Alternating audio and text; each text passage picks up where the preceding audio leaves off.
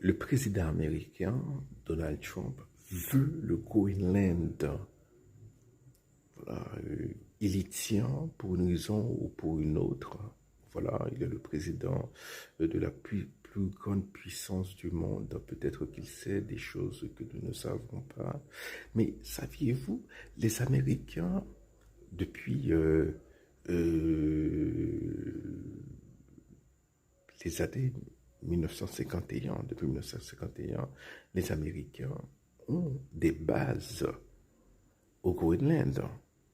Et c'est avec l'accord du gouvernement danois et ensuite, plus récemment, avec l'accord du... Alors, entre-temps, le Groenland étant devenu un territoire indépendant mais associé au Danemark, c'est un peu bizarre, hein? C'est autonome mais c'est aussi danois. Euh, euh, oui, même après cela, les trois pays ont signé un accord où les Américains étaient autorisés d'avoir des bases là-bas. Donc,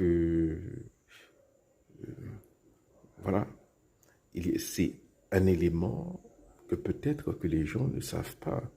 Hein, lorsque les gens disent Trump il est obsédé par le Groenland, mais voilà, l'intérêt concernant cette île remonte voilà, à très longtemps. Voilà, donc, je dis avant 1951, cela remonte à la guerre contre les nazis. Et les premières bases américaines, c'était en 1951, c'était plusieurs bases. Hein, et les Américains ont beaucoup investi. Hein, c'était, bon voilà, c'était considéré comme l'un des avant-postes contre les attaques de l'URSS. Bon, alors, contre des attaques potentielles des soviétiques. Hein.